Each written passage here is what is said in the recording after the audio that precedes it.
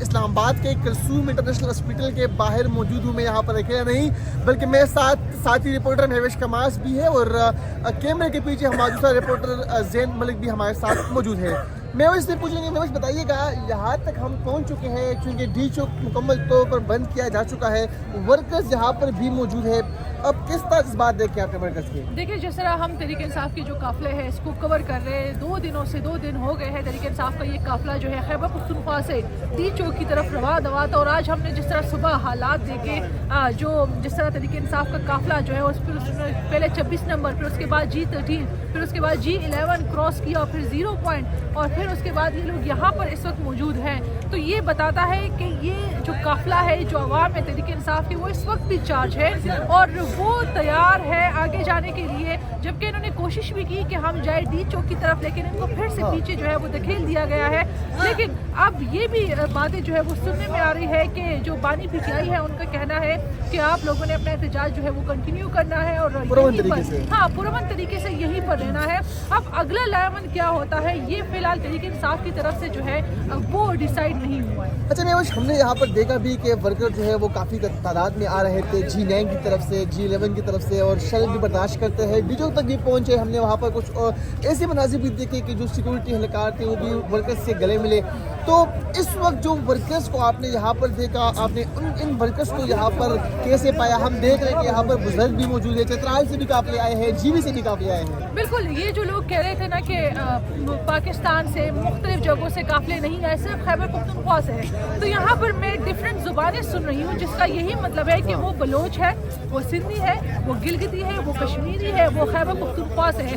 تو یہ جو کہہ رہے ہیں کہ پنجابی ہے, سندھی, بلوچی, ایسا کچھ نہیں ہے. تمام پاکستانی اس وقت تحریک انصاف کے قافلے میں موجود ہے. عمران خان کی کال پر یہاں پر آئے ہوئے ہیں. ڈیفینیٹلی پنجاب سے جو قافلہ تھا وہ ان کو نکلنے میں تھوڑا مسئلہ تھا, تو انہوں نے اسٹریٹجی یہ بنائی ہے کہ ہم خیبر پختونخوا سے سب ایک ساتھ ہو کر آئیں گے. اور پھر ہم نے دیکھا 26 نمبر کے مقام پہ کہ اسلام آباد اور راولپنڈی کے لوگ بھی ان کے ساتھ شامل ہوئے, اور آج یہ تمام قافلے جو ایک ساتھ ہوئے. تو اس وقت ڈی چوک میں ڈی چوک نہیں لیکن یہ جو چوک ہے کلثوم انٹرنیشنل ہاسپٹل کا, جو چائنا چوک بھی کہا جاتا ہے, وہ یہاں پر موجود ہے. تو یہ ان کے لیے ایک بڑی بات ہے کہ تمام قافلے یہاں پر. امین صاحب ہمارے ساتھ موجود ہے, امین صاحب سے بات کریں گے. اس سائڈ پہ جائیے گا. امین صاحب, راستے میں شیلنگ بھی آپ نے برداشت کی, ظاہری بات ہے کافی زیادہ شیلنگ ہو رہی تھی. تمام رکاوٹوں کو عبور کر کے ورکر جو ہے وہ اپنے آخری مقام ڈی چوک پر بھی پہنچے. اس وقت کلثوم انٹرنیشنل کے باہر موجود ہے, کیا کچھ دیکھا آپ نے؟ بسم اللہ الرحمن الرحیم. جیسا کہ آپ دیکھ رہے ہیں اس وقت ہم ڈی چوک میں موجود ہے. پاکستان تحریک انصاف ایک سیاسی تنظیم ہے, ایک سیاسی پارٹی ہے.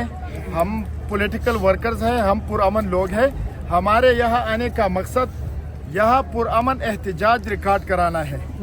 بدقسمتی سے ریاستی جبر کی وجہ سے ہمیں یہاں پہنچنے میں 2 راتیں اور 2 دن لگے. راستے میں رکاوٹیں تھی, کنٹینرز رکھے گئے تھے, راستے بلاک کیے گئے تھے, اور شیلنگ ہو رہی تھی بہت زیادہ بے تحاشا. ہمارے ڈیمانڈز بالکل واضح ہے. خان صاحب کی رہائی, جتنے بھی ہمارے اسیر کارکنان ہیں جو بے گناہ قید میں ہیں ان کی رہائی. اس کے علاوہ جو 26 آئینی ترمیم ہے جس کو غیر قانونی اور غیر آئینی طریقے سے پاس کیا گیا ہے اس کی واپسی, اور 8 فروری کو پاکستان کے عوام نے جو مینڈیٹ دیا ہے پاکستان تحریک انصاف کو, اس کی واپسی ہے. بدقسمتی سے یہاں پہنچنے میں ریاست نے انتہائی بے تحاشا جبر اور ظلم کیا ہے. ہم ڈیمانڈ کرتے ہیں, ہم پرامن لوگ ہیں, ہم پولیٹیکل ڈائلاگ پر یقین رکھتے ہیں, ہم اس ملک کو انتشار کی طرف نہیں لینا چاہتے. لیکن کچھ قوتیں جنہوں نے پاکستان کو ارغمال بنا رکھا ہے, جنہوں نے آئین کو اپنے پاؤں تلے روندا ہوا ہے, ان کو پولیٹیکل ویژن ان میں ہے ہی نہیں, اور جو فارم 47 کی جعلی حکومت انہوں نے مسلط کی ہے, بدقسمتی سے عوام کا مینڈیٹ ان کے پاس نہیں ہے, اس لیے مسائل بڑھ رہے ہیں. ہم مطالبہ کرتے ہیں کہ ڈائلاگ ہونے چاہیے, اوے فارورڈ ہونا چاہیے, اور بالکل جو ہمارے لوگ زخمی ہوئے ہیں, ہمارے لوگ شہید ہوئے ہیں, اور کافی لوگ جو ہے نا ابھی ہاسپٹلز میں ہے, کچھ کو خیبر پختونخوا لے گئے ہیں.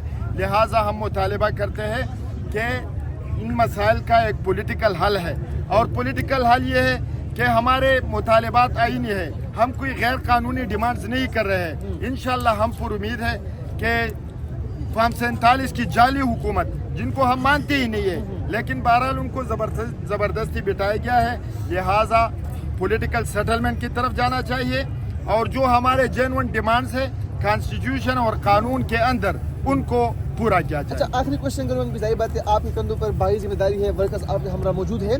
कहा जा रहा है कि रात गए यहाँ पर ऑपरेशन भी किया जा सकता है, लाइट्स भी ऑफ कर दिए गए हैं, तैयारी कैसी है आपकी और वर्कर किस तरह है आपके साथ, जो मजदूर किस तरह है? देखिए जी, हमारी क्या तैयारी है, हम कोई दहशतगर्द तंजीम है ही नहीं कि हम असलहा लेकर आए हैं और कोई मोर्चे बना रहे हैं। आप देख रहे हैं हम पॉलिटिकल वर्कर्स हैं, पुरअमन लोग हैं, हम कोई यहाँ जंग करने नहीं आए हैं कि हमारे खिलाफ कोई ऑपरेशन करे और हम उनके खिलाफ तैयारी करें। ये मुल्क हमारा है, ये ज़मीन हमारी है, इनके लिए हमारे आबा व अजदाद ने कुर्बानियाँ दी है, कश्मीर को हमारे कबाइल ने आज़ाद किया है। तो मैं पूछना चाहता हूँ कि क्या इन कुर्बानियों का सिला ये है कि हम अपने पॉलिटिकल डिमांड्स जो हम रख रहे हैं, अभी क्या ये मुल्क जमहूरियत इतनी वो ख़त्म हो गई है, वैसे ख़त्म हो गई है, लेकिन बहरहाल नाम की जो जमहूरियत बाकी है, क्या उनका यही रिस्पांस होगा कि क्रैकडाउन के ज़रिए या प्रेशर के ज़रिए या ऑपरेशंस के ज़रिए हमें मुतालिबात से दस्तबरदार कराएंगे? मैं ये बताना चाहता हूँ कि इनसे मसाइल हल नहीं होंगे, इनसे मसाइल मजीद बढ़ेंगे और इनसे इंतशार पैदा होगा। ये अभी डी चौक में हम आए हैं, आइए पॉलिटिकल सेटलमेंट करें। अगर यहाँ हमारे वर्कर्स पर शेलिंग हुई, यहाँ हमारे वर्कर्स पर क्रैकडाउन हुआ, तो ये फिर ये सिलसिला इस तरह नहीं रुकेगा, ये सिलसिला फिर चल पड़ेगा। गाँव तक, गलियों तक हम अपना एहतजाज फिर जारी रखेंगे। जहाँ भी हमें मौका मिलेगा हम इस रियासत के खिलाफ, इस हुकूमत के खिलाफ जो अपने अवाम पर जबर करती है, जो जुल्म करती है, हम इसके खिलाफ बोलते रहेंगे। हमें अपने आईनी और जमहूरी जो हमारे हुकूक है, हम उनको किसी तरह भी उनको सरेंडर करने के लिए हम तैयार नहीं है। बहुत शुक्रिया अजीज से एमएनएस साहिब, जरा सिफतुल्लाह साहब हमारे साथ मौजूद थे और ये खलसूम इंटरनेशनल हॉस्पिटल के बाहर के मनाजर है। यहाँ पर अगर ज़हन आपको दिखा सके तो वर्कर्स भी इस वक्त भी मोबिलाइज है। हम देख रहे हैं कि सिर्फ जवान बल्कि जो बुजुर्ग है वो भी यहाँ पर मौजूद है। सबका एक ही नारा है कि जो मुतालबात की मंजूरी है वो मंजूरी के बगैर यहाँ से नहीं जाएंगे। वर्कर्स यहाँ पर अब भी मोबिलाइज है, उन्होंने यहाँ पर रबर की गोलियाँ खाई, उन्होंने शेल खाए, रास्ते पर भी आंसू गैस के शेल बर्दाश्त किए, लेकिन अभी तक ये वर्कर के जज्बा जो है वो यहाँ पर जवान है और चाहते हैं कि इनके मुतालबात जो है मंजूर हो।